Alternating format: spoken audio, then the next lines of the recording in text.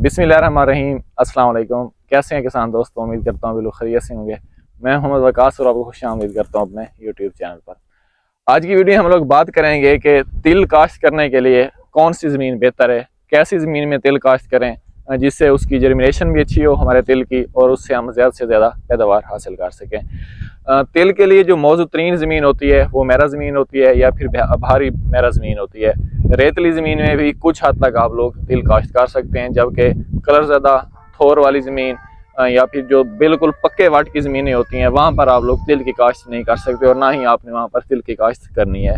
तो तिल की कौन सी वैरायटी का इंतखाब करना चाहिए? अगर आपके पास भारी वैरा ज़मीन है, मीन को थोड़ी सी पक्के वाट की ज़मीन है, तो फिर आपने कोशिश करनी है कि TS5 का इंतखाब करें, मीन के झाड़ीदार तिल का इंतखाब करें।